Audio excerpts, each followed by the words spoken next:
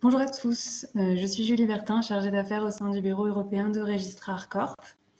Nous sommes ravis que vous vous joigniez à nous aujourd'hui pour ce webinaire sur les évolutions réglementaires et de la FDA et la présentation Registrar Hub. Avant de commencer, je tiens à préciser que vous recevrez un lien vers l'enregistrement de ce webinaire afin que vous puissiez vous y référer à tout moment. Nous avons prévu aussi une session questions-réponses à la fin de ce webinaire, donc n'hésitez pas à poser vos questions au fur et à mesure dans la boîte de questions-réponses. Je suis ravie de vous présenter Béatrice Mull, responsable du Bureau européen de Registrar Corp, qui animera ce webinaire. Elle est diplômée et issue de l'industrie agroalimentaire. Depuis plus de 22 ans, elle assiste les clients européens de Registrar Corp dans leurs projets et leur stratégie à l'export. Bonjour à tous et merci de votre participation à ce webinaire. Je vous présente Julie Bertin qui va vous présenter la deuxième partie de ce webinaire sur Registrar Hub. Donc Julie est diplômée en affaires internationales et elle a rejoint Registrar Corp il y a 6 ans maintenant, un peu plus de 6 ans, et elle assiste nos clients dans le secteur alimentaire, mais pas seulement, aussi médical et cosmétique, à partir du bureau européen de Registrar Corp. On va commencer la présentation. Donc, pour ma part, je vais vous parler de un petit peu faire un petit bilan en fait sur maintenant qu'on a passé à peu près 6 premiers mois sous la nouvelle administration américaine. Donc, on s'est dit que c'était intéressant de faire un petit point. On a eu au début l'impression qu'il allait plus rien se passer puisqu'il n'y avait plus personne. En réalité, on commence à comprendre un peu mieux les objectifs et aussi les méthodes de la nouvelle administration et ses implications au niveau de la FDA. Donc, c'est ce que je vais essayer de balayer avec vous. Je vais bien sûr aussi vous toucher un mot des droits de douane, même si nous ne sommes pas des transitaires en douane, hein, donc nous ne sommes pas des spécialistes des douanes. Alors, quoi de neuf à la FDA? Il n'a échappé à personne que nous avons un nouveau secrétaire à la santé, qui est Robert Kennedy Jr. Alors, il ne faut pas oublier que le secrétaire à la santé, c'est au-dessus de la FDA, hein, ça recouvre aussi toute la partie, justement, gestion de la santé au niveau des États-Unis, au niveau fédéral. Son background, c'est un avocat, il est spécialisé en environnement. Il est connu pour avoir challengé depuis de longues dates à la fois l'industrie et les gouvernements sur les questions de santé publique. Alors on le connaît, nous ici en France, un peu plus par rapport à ses positions qui sont parfois, qui nous semblent parfois tranchées sur les vaccins. Et il y a d'autres aspects, je dirais, de son profil qui vont peut-être un peu plus nous intéresser, nous, sur le plan agroalimentaire, hein, on va dire. Et donc si on regarde un petit peu ses convictions fondamentales, il y a évidemment cette notion de surveillance des vaccins. Bien sûr, il soutient la réforme des agences gouvernementales et la réduction des effectifs qui a été menée par la nouvelle administration. Au niveau de sa politique alimentaire, c'est un critique des aliments ultra transformés qu'il considère comme une menace majeure de la santé publique, en particulier pour les communautés vulnérables. Et après, il a d'autres positions qui vont moins nous intéresser ici, qui sont plus liées à des programmes internes de la FDA et de Medicare. Et plus concrètement, et ce qui va nous concerner un petit peu plus de plus près, on va dire, ça va être la position de Marty Makary, qui est le nouveau commissaire de la FDA. Alors Marty Makary, c'est un médecin, c'est un chirurgien, et donc c'est vrai qu'il est très focalisé effectivement sur les preuves scientifiques liées à la réglementation, la transparence, effectivement, de façon à obtenir la confiance du public. Et puis, il a quand même, malgré tout, aussi je dirais une partie de ses convictions qui est très liée à l'alimentation et en particulier à la nutrition comme élément de la prévention des maladies chroniques. Donc, à nouveau, un focus contre les aliments ultra transformés et pour des régimes plus sains en termes d'alimentation. On va voir qu'il y a des conséquences pratiques derrière assez rapides finalement. Et il ne vous a pas échappé non plus qu'en tout début d'année, il y a eu de drastiques réductions de personnel au niveau des administrations américaines et la FDA a été, tout comme les autres administrations fédérales, concernée. Donc, il y a eu ce qu'on appelait les RIF, les réductions significatives forcées des effectifs dans chaque administration. Ça a d'ailleurs donner lieu à un verbe se faire riffer, et puis des retraites anticipées. Alors ça, deux aspects. D'abord, effectivement, il y a eu une perte de connaissances institutionnelles, et en particulier sur le secteur médical, c'était pour certains secteurs relativement important. C'est pas négligeable non plus en quantité, parce que sur la FDA, on considère qu'il y a eu plus de 3500 employés licenciés ou retraités, ce qui représente pas moins, un petit peu moins de 20% des effectifs totaux de la FDA. Hein, donc c'est pas rien, hein, c'est pas juste 2%. Certains, cependant, ont été par la suite réembauchés. Donc il y a eu, je dirais, de janvier à mars, une phase un petit peu transitoire où je dirais, on était un petit peu perdu sur ce que ça allait donner. Depuis mars, on y voit un peu plus clair. Si on regarde au niveau de l'ensemble, on se dit, bah tiens, finalement, l'alimentaire, ça va pas beaucoup bouger, parce qu'on voit qu'il y a beaucoup d'attention sur le secteur des sciences de la vie, le pharma, les dispositifs médicaux, beaucoup de discussions autour des vaccins, bien sûr. On voit aussi qu'il y a une certaine continuité. Par exemple, dans tous les secteurs où la FDA percevait des frais, par exemple des frais annuels, ce qui n'est pas le cas de l'alimentaire, hein, pour l'instant, et il n'en est pas question pour l'instant, mais dans ce domaine-là, par exemple, il y a eu continuité avec une reconduction des frais. Donc ça, c'est, voilà, grosso modo, c'était les grands aspects. Et puis le dernier grand aspect qui s'applique à tous les secteurs, c'est l'IA. Hein. L'IA utilisée désormais à assez grande échelle par la FDA pour examiner les dossiers. Alors on pense tout de suite aux dossiers d'autorisation de médicaments, etc. Mais on va voir aussi que dans l'alimentaire, ça s'applique, hein, avec des impacts quand même que nous, on a même vu au niveau de nos clients. Alors, sur le plan alimentaire, justement, plus précisément, que qu'avons-nous vécu jusqu'ici, et puis que voyons-nous, je dirais, se préciser? Tout d'abord, il y a eu des reports. En particulier pour ce qu'on appelait le FSMA 204, qui est la loi sur la traçabilité. Hein, donc, je ne sais pas si vous aviez suivi ça, mais en tout cas, il y a donc ce projet de loi qui est, bah, qui est en route, hein, qui normalement devait s'appliquer en 2026 et qui s'applique principalement aux aliments, je dirais les aliments, les produits frais ou les produits transformés comme le fromage, par exemple, dans une idée un petit peu de la fourche à la fourchette, hein, donc c'est des choses qu'on connaît aussi. Mais la loi sur la traçabilité aux États-Unis avait quand même une particularité, et elle a une particularité, donc c'est pour ça qu'il faut toujours y penser, même si on a un peu plus de temps pour s'y préparer, si vous êtes dans les produits qui sont concernés. Parce qu'en plus de cette obligation de traçabilité que nous connaissons au niveau européen aussi, hein, il y avait l'obligation d'avoir ces éléments de traçabilité disponibles de façon électronique. Donc cet aspect très très particulier de la loi, évidemment, c'est pas si simple à mettre en œuvre. Hein. Et en particulier, je sais que nous, on y a travaillé fortement, parce que c'est vrai que ça nous semble peut-être la partie la plus complexe, puisque beaucoup d'entreprises ont déjà des systèmes de traçabilité, mais pas toujours cette mise à disposition électronique à destination d'une administration. En tout cas, un peu de temps supplémentaire a été fourni, puisque la nouvelle échéance, désormais, c'est le 20 juillet 2028, donc 2 ans après. Par contre, il y a eu des actions, je dirais immédiates ou quasi immédiates de la FDA, et en particulier sur les colorants. Et d'une manière générale, il y a un débat qui a été initié sur les ingrédients. Hein. Alors, sur les colorants, plusieurs choses. D'abord, il y a eu des retraits, par exemple le RED 3, hein, qui a été directement retiré des colorants autorisés. Alors, il y a jusqu'à 2027 ou 2028, selon votre taille d'entreprise, pour le retirer des aliments. Donc, pour l'instant, on en trouve encore dans les aliments, mais celui-ci est définitivement retiré de la liste des colorants autorisés.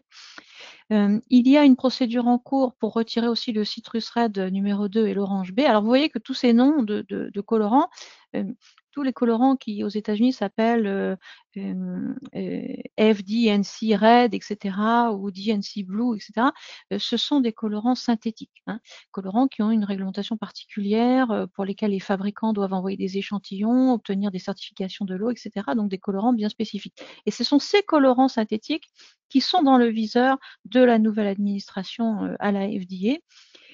D'autant plus que finalement, en dehors de ces 3 colorants pour lesquels il y a vraiment soit un retrait, soit un projet de retrait, la FDA a aussi appelé l'industrie a volontairement ne pas utilisé les autres colorants synthétiques qui sont listés, vous voyez là, le FD&C Green, etc. Donc c'est pas obligatoire de s'en passer, hein, clairement, c'est juste une incitation de la FDA, mais ça prouve bien le sens dans lequel veut aller cette administration. D'ailleurs, en parallèle, ils ont approuvé 4 nouveaux colorants naturels. Colorants qui, eux, n'ont pas besoin de certification de l'eau, donc sont aussi utilisables tant que le colorant que vous utilisez dans ses spécifications répond aux spécifications décrites dans la réglementation américaine. Alors, sur les inspections, ben, on va voir, il y a eu un ralentissement au début parce que je vous ai dit, il y avait eu une réorganisation, puis il y a une reprise, donc je vais développer ça dans la slide suivante, en particulier aussi avec la mise en place de Remote Regulatory Assessments, donc c'est une nouvelle procédure à distance. Si on continue un peu dans tout ce qui a été fait jusqu'ici par la FDA, on se rend compte quand même qu'il y a plus largement aussi une remise en cause de ce qu'on appelle le statut GRAS. Je vous parlais tout à l'heure d'une remise en cause d'une manière générale des ingrédients. Et quelque part, c'est pas non plus illogique, puisque si on regarde la réglementation américaine et ceux qui exportent aux États-Unis, la plupart d'entre vous d'ailleurs, vous vous en rendez bien compte, les réglementations américaines étaient très anciennes et n'intégraient pas beaucoup les évolutions ou même les évaluations qu'on pouvait faire aujourd'hui sur la toxicité de tel ou tel ingrédient par rapport à des années 70 où on les avait autorisés. Et donc ce statut GRAS, il est un peu spécifique aux États-Unis. On vous dit, vous pouvez utiliser un ingrédient tant que c'est pas un colorant ou un additif qui eux sont soumis à autorisation. Si c'est pas un colorant ou un additif, si vous avez la preuve que c'est generally recognized as safe, vous pouvez l'utiliser. Donc c'est ce qu'on appelle la self-affirmation ou l'auto-affirmation. C'est-à-dire que vous devez avoir par devers vous les sources qui prouvent que votre ingrédient est GRAS, mais on ne vous oblige pas à faire une demande à la FDA pour l'autorisation de tel ou tel ingrédient tant que ce n'est pas un colorant ou un additif. Alors, on peut quand même demander son avis à la FDA, ça s'appelle le système des notifications GRAS, mais c'est volontaire. Alors ça, c'est quelque chose qui est discuté actuellement par la FDA, comment évaluer les ingrédients. Il y a déjà des évaluations post-market qui sont faites, mais clairement, il y a tout un discours au niveau à la fois des ingrédients, des contaminants qui se développent, avec peut-être effectivement des conséquences réglementaires derrière. Il y a aussi des choses qui sont positives en termes d'outils. Par exemple, un nouvel outil a été mis à disposition des entreprises par rapport justement aux résidus et aux résidus de pesticides sont beaucoup plus faciles à consulter sur ce nouvel outil. Donc, vous voyez, beaucoup de travail sur cet aspect-là. Et puis, je vous l'ai dit tout à l'heure, l'IA, elle est aussi utilisée par la FDA dans le secteur alimentaire. Et par exemple, nous, on a remarqué, vous savez, quand vous avez des produits en conserve, c'est un des rares cas où, en plus de l'enregistrement d'établissement, vous devez déclarer pour chaque produit le processus thermique ou le processus de conservation que vous avez appliqué. Ça s'appelle les soumissions, les Submission Identifiers, les SID. Et ces demandes de CID, en fait, on s'est rendu compte qu'effectivement, elles étaient screenées par l'IA et que l'IA pouvait détecter quand on avait, par exemple, pour gagner du temps, dupliqué le formulaire sur un produit similaire, etc.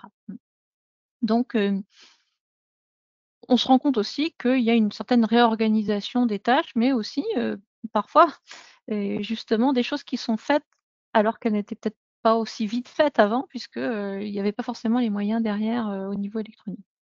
Donc il y a eu une compensation, quelque part, sur certains éléments. On peut le noter, nous, au quotidien. Alors les inspections, parce que ça va quand même vous intéresser. C'est vrai qu'on aurait pu se dire au début, mais si on a 20% de personnel en moins, il y a des chances qu'ils ne viennent plus inspecter à l'étranger. En réalité, c'est vrai qu'au début, le personnel qui programmait les voyages a été licencié. Donc, effectivement, on a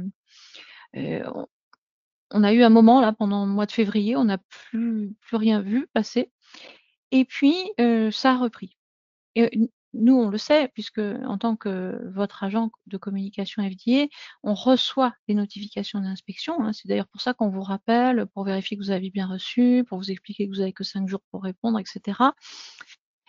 Donc aujourd'hui, les notifications d'inspection, elles reviennent. Alors la FDA a toujours pour l'instant, nous, ce qu'on a vu, c'est que la FDA a toujours ce principe de planifier des inspections dans un pays où voilà, ils vont passer un certain nombre de semaines et ça va être regroupé, hein. Donc, c'est un peu une espèce de tournée. Cependant, il y a deux nouvelles options, entre guillemets, de la FDA pour vous inspecter, et dont une qui a démarré, c'est ce qu'on appelle la vérification à distance, hein, c'est les Remote Regulatory Assessment. Donc ça, ce sont des choses qui s'étaient développées, qui ont été développées par la FDA pendant le Covid, en particulier pour le secteur du médicament, hein, où il y avait besoin d'une surveillance, je dirais, importante. Pour l'alimentaire, c'est nouveau, mais cependant, nous, on a des entreprises qui ont reçu des notifications de Remote Regulatory Assessment. Alors là, le principe, il est un petit peu différent. Ils ne vont pas venir dans l'usine. Vous savez, normalement, une inspection, la FDA vient dans l'usine, ils vous préviennent 2 ou 3 mois à l'avance, et ensuite, ils passent entre 3 jours et 1 semaine dans l'usine, à la fois à vérifier les procédures, à vérifier la documentation, à vérifier l'ensemble de l'établissement.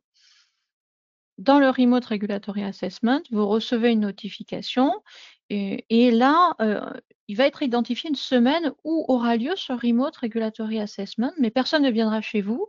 On vous enverra des questions, on vous laissera du temps pour répondre. Et d'après ce que la FDA a expliqué aux entreprises qui sont concernées pour l'instant, hein, qui ont reçu des notifications, ça prendrait sur l'ensemble de la semaine environ 2 jours, hein. C'est-à-dire qu'il y aura un moment où vous répondriez, où il y aurait des points, des discussions, etc. Donc ça, c'est une nouvelle procédure, mais il faut savoir que c'était déjà en place pour le secteur médical, donc c'est pas complètement illogique. Et puis, on a eu aussi l'annonce d'inspections étrangères inopinées. Alors pourquoi? Parce que il y a quand même un débat aux États-Unis en disant mais attendez, nous ici aux US, on n'est pas prévenu 2 mois à l'avance, hein. On ne reçoit pas de notification. La FDA se présente à l'entrée de l'usine, un point c'est tout. Et c'est vrai que c'est le principe de base des inspections aux États-Unis. Et donc dans un souci, je dirais d'équité, il a été annoncé que désormais, à l'étranger aussi, des inspections inopinées pouvaient avoir lieu.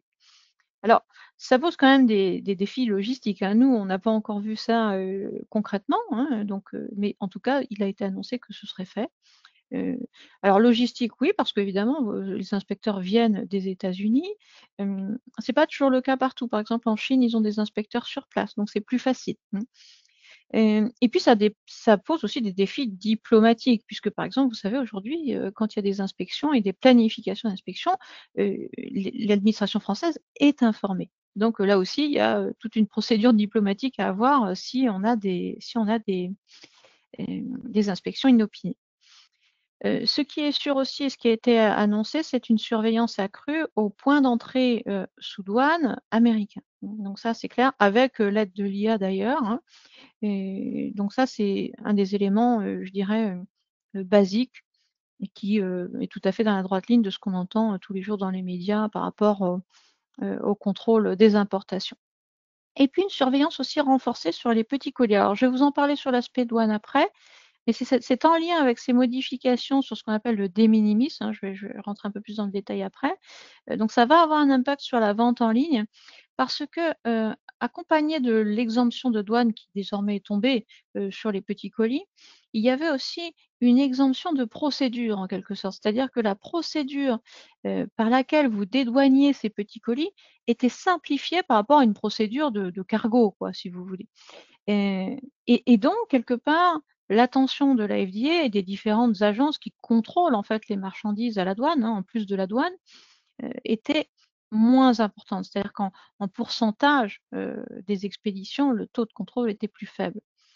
Au jour d'aujourd'hui, non seulement les frais de douane s'appliquent aussi aux petits colis, mais aussi le type d'entrée sous douane est devenu le type standard et donc la FDA sera systématiquement informée. Donc il y a une vraie volonté à la fois de contrôle et de vérification de ces petits colis. Donc ça, c'est important. Et si vous êtes dans l'e-commerce, c'est important de réfléchir à toute la stratégie que vous allez avoir autour de vos exportations. D'un côté, vous vous retrouvez avec ces frais de douane qui arrivent en plus. Peut-être vous allez essayer de trouver d'autres organisations pour diminuer vos coûts. avec parfois d'autres implications sur d'autres réglementations qui vont s'appliquer à vous alors qu'elles ne s'appliquaient pas avant. Et aussi, très certainement, on l'a toujours dit, mais faites attention à la conformité des produits à l'intérieur des colis aussi, parce que je dirais que cette tolérance qu'on avait auparavant, elle est en train quand même de disparaître. Alors, sur cet aspect-là, l'aspect réglementaire, je dirais que restez informés et préparez-vous. Il y a quand même des changements et dans tous les secteurs réglementés par la FDA, on retrouve toujours ce focus Make America Healthy Again, hein, le fameux MAHA, un accent sur les produits fabriqués en Amérique, certes, mais comme vous le voyez en bas, il y a quand même des faits et ces faits-là ne vont pas changer du jour au lendemain. Moi, ça fait 22 ans que je suis là. J'ai vu souvent des changements et des modifications. Il reste que plus de 15% de l'approvisionnement alimentaire provient de l'étranger. Et pour certains secteurs, c'est énorme. Par exemple, les produits de la mer, c'est 90% des produits de la mer qui viennent de l'étranger. Pour les vins, c'est quand même 37%.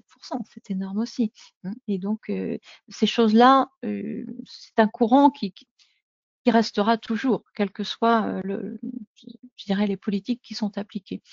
Dans les changements aussi, effectivement, plus d'examens, plus de vérifications, parfois avec des méthodes un peu innovantes comme les Remote Regulatory Assessment ou l'IA. Et puis, malgré tout, eh bien, des évolutions réglementaires. Donc, c'est pas parce que, entre guillemets, il y a eu allègement que pour autant ça ne bouge pas et ça ne change pas. Donc, la veille, elle reste nécessaire sur le plan réglementaire. Donc, je vais vous toucher juste 2 mots de la partie douanière. Bon, je crois qu'on est à peu près au clair maintenant, après tous les atermoiements je dirais, du premier semestre. Ici, juste pour mémoire, les 3 sections réglementaires qui permettent aujourd'hui l'application de tarifs spécifiques. Alors, toujours contestés, vous en avez encore entendu parler cette semaine et la semaine dernière, puisque il y a encore des contestations internes aux États-Unis sur ces tarifs. Cependant, de toute façon, tant que les procédures sont en cours, les tarifs s'appliquent. Donc, il faut partir du principe que pour l'instant, on en est là, un point c'est tout.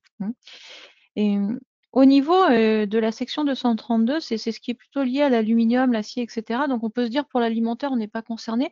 Alors, pensez-y quand même, parce qu'au niveau des emballages, ça peut jouer sur vos frais de douane. Par exemple, des canettes en aluminium dans lesquelles vous mettriez des boissons.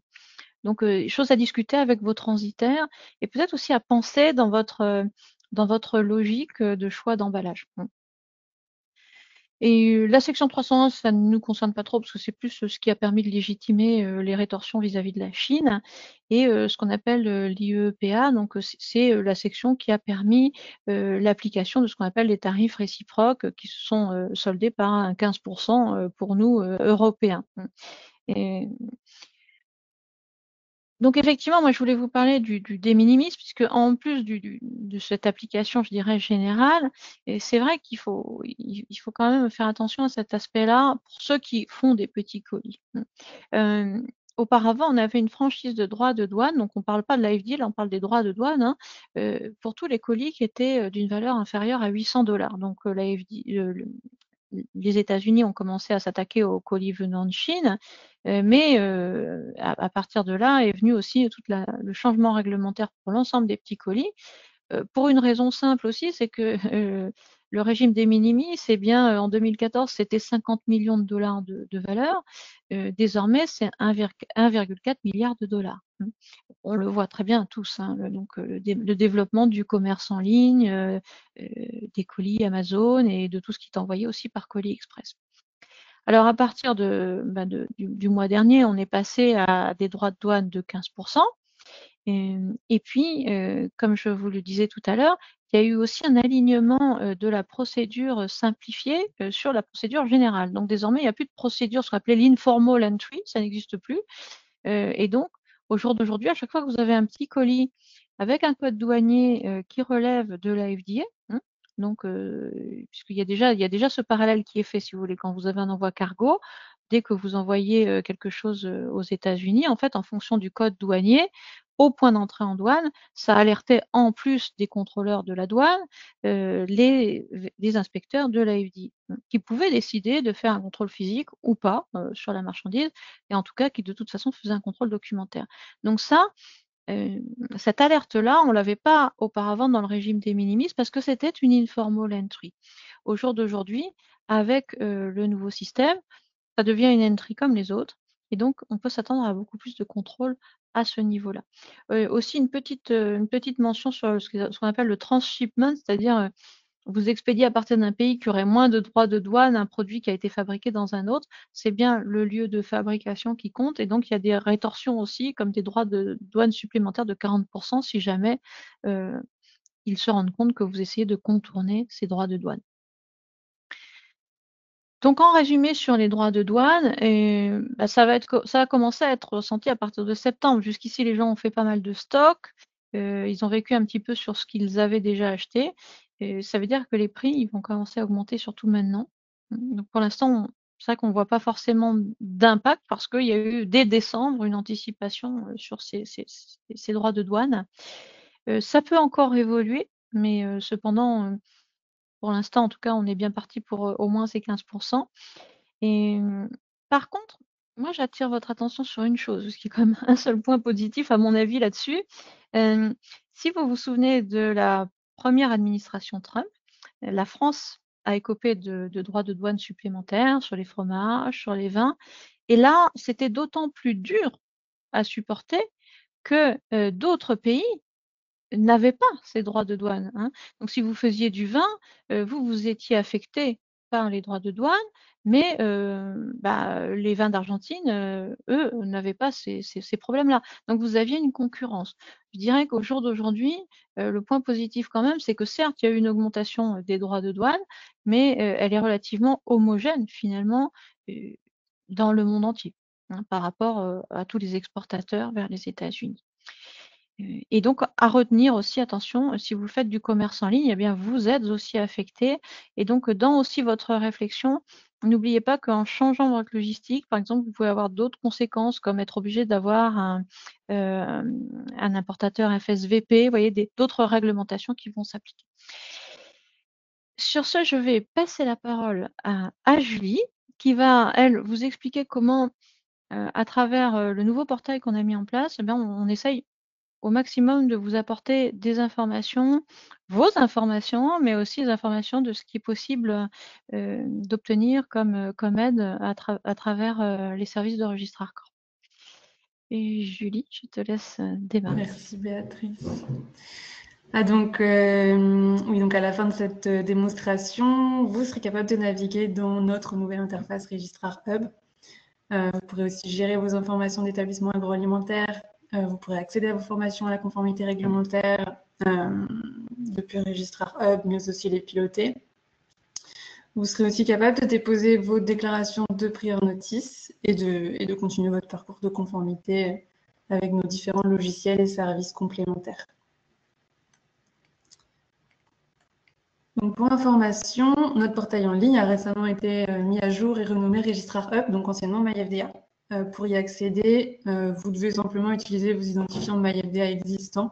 Vous serez automatiquement redirigé sur Registrar Hub en tapant l'URL www.myfda.com, donc les accès restent les mêmes. Ce que vous voyez ici, c'est la page d'accueil qui apparaît lorsque vous vous connectez au portail.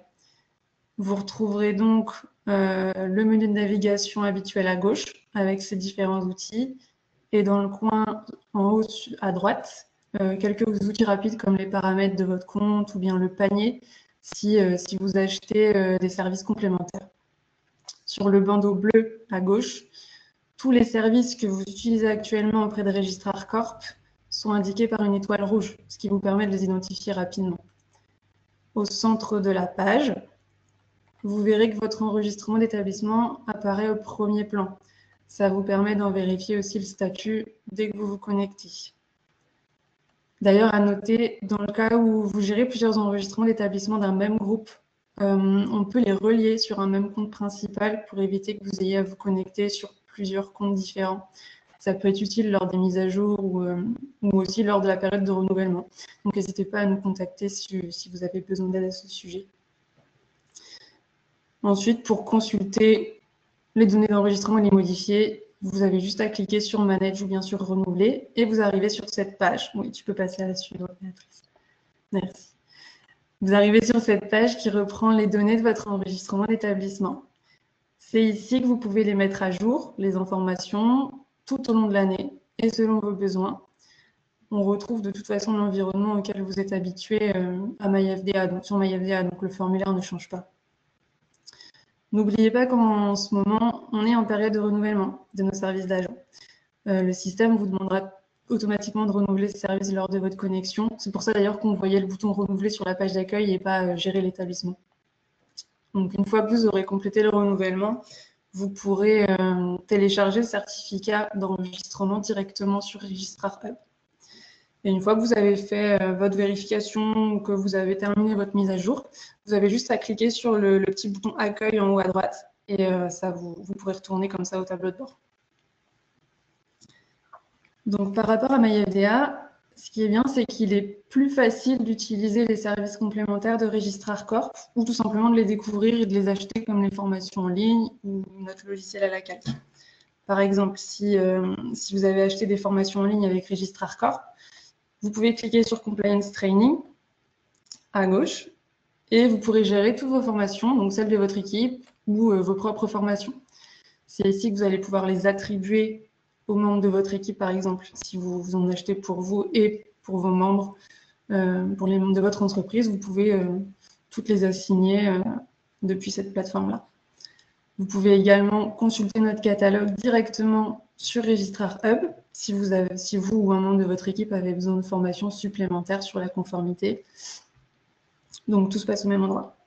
À droite du Compliance Training, vous pouvez voir notre outil à la calque. C'est un logiciel qui permet de générer un étiquetage nutritionnel en conformité avec les exigences de l'USFDA, mais aussi du Royaume-Uni, de l'Europe, du Canada et du Mexique. Vous avez donc un accès direct à notre logiciel depuis Registrar Hub. Auparavant, il fallait se connecter via un autre URL pour utiliser à la calque. Donc l'avantage ici, c'est que tout est regroupé au même endroit. Et si vous ne l'utilisez pas encore, n'hésitez pas à cliquer sur cet outil-là pour demander un premier essai gratuit. Vous pouvez également gérer vos demandes vos soumissions de prior notice directement sur Registrar Hub. Donc depuis la page d'accueil, ici, à droite en bas, vous pouvez cliquer, vous pouvez voir le nombre de prior notice qui vous reste. Donc on voit le nombre qui reste sur le bloc qui a été acheté précédemment. Vous pouvez cliquer sur File Prior Notice pour soumettre vos nouvelles prior notices. Et vous pouvez aussi en acheter directement depuis cet accès en cliquant sur Buy Now. On propose aussi des blocs de prior notice à tarif dégressif. Ne pas oublier que vous bénéficiez de 3 prior notices gratuites à l'année, incluses dans notre service d'agent. Donc si vous ne gérez pas les expéditions vers les USA vous-même, ou bien que vous n'avez pas besoin de les utiliser, vous pouvez, faut pas oublier que vous pouvez quand même les utiliser dans le cas d'envoi d'échantillons, ou bien même si vous voulez faire des cadeaux de Noël à vos clients, c'est le moment aussi de les utiliser, ces 3 prior notices. Oui, super, donc merci. Avec Registrar Hub, vous pouvez voir aussi et découvrir pratiquement tous les autres services proposés par Registrar Corp. Par exemple, vous apercevez la section Audit à blanc FDA, donc un service intéressant suite aux nouveautés de la FDA évoquées par Béatrice tout à l'heure. Et vous pouvez également y retrouver tous nos services de monitoring et de conformité. Si l'un de ces services complémentaires vous intéresse, vous pourrez être contacté par un membre de notre équipe qui vous fournira toutes les informations au sujet des services qu'on propose. Vous avez juste à cliquer sur les boutons de contact qui sont associés à chaque section.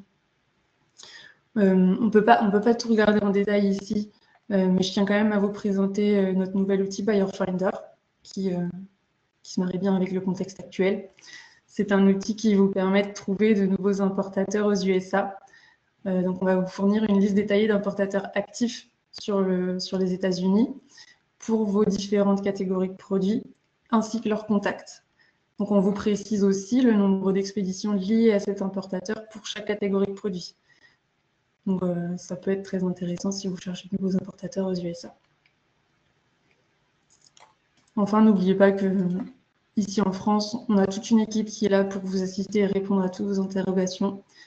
Vous pouvez nous appeler, vous pouvez nous contacter par mail ou via le chat en ligne.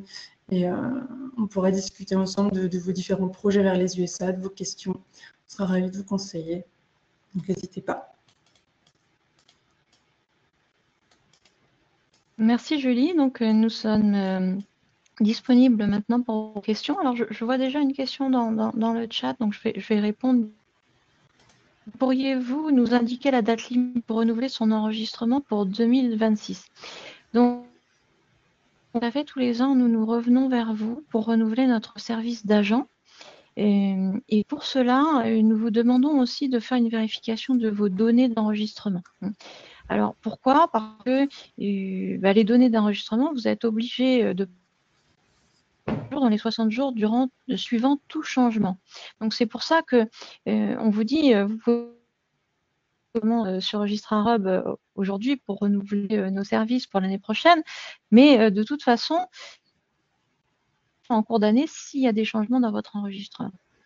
Alors, nous, pour notre procédure de renouvellement de nos services et pour vous aider le 26, ce qu'on vous demande, c'est de faire la procédure, si possible, avant le 1er octobre. Alors, l'enregistrement, il est valide et notre rôle d'agent, parce que c'est notre rôle d'agent il est valide jusqu'au 31 décembre.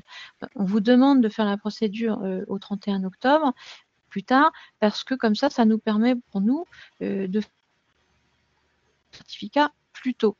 Et la raison aussi pour laquelle on le fait, c'est pas seulement parce que effectivement nous, il faut qu'on traite l'ensemble des jours, etc., y compris le fait de vérifier par rapport à votre numéro d'UNS, sinon ça désactive les enregistrements. Bref, on a nos procédures pour faire les choses correctement, mais aussi parce que il y a une question des importateurs en fin d'année pour être sûr que tout est bien pour l'année suivante. Et donc, ils veulent votre certificat. Et c'est pour ça qu'on vous pousse un petit peu à prendre de l'avance en vous donnant accès au renouvellement très tôt, dès la fin de l'été, de données et choisir la formule que vous souhaitez pour le service d'agent pour l'année suivante. Avec depuis l'année dernière, c'est que on vous propose aussi de renouveler notre service d'agent sur plusieurs années. Donc, vous pouvez renouveler pour 1 an, mais aussi pour 2 ans ou pour 3 ans. Et évidemment, ça vous coûte moins cher et ça vous évitera, vous demandera toujours de vérifier vos données une fois par an, mais ça vous évitera d'avoir à refaire la procédure toutes les fins d'année.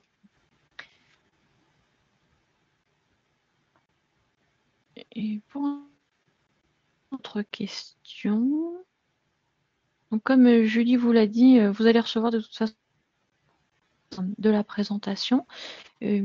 On a de toute façon le contact en France, donc n'hésitez pas à nous envoyer un mail, à nous demander une réunion. On est vraiment là pour vous assister. On a énormément de services, pas seulement le service d'agent. On peut vous aider pour la sécurité alimentaire, les audits à blanc, la formation. Et puis, d'une manière générale, déjà vous donner l'information.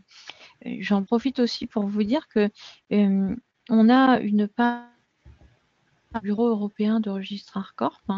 Et donc, je vous engage à la suivre parce que dès qu'on a des news, des informations réglementaires, pour les prochains webinaires aussi, on fait tout. Donc, n'hésitez pas à nous suivre sur LinkedIn et vous aurez, je dirais, vous serez tenu au courant de ce qui change.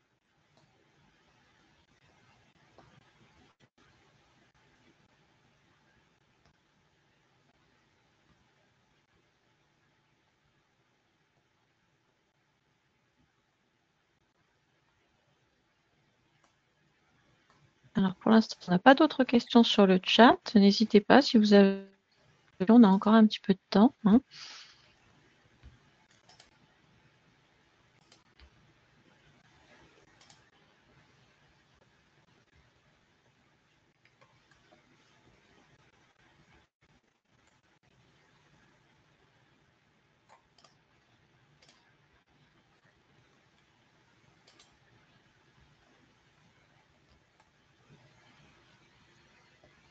Écoutez, il semblerait qu'on soit arrivé au bout des questions.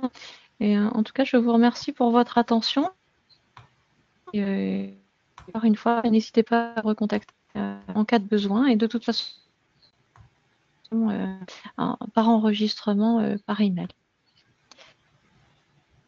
Bonne fin de journée. Au revoir.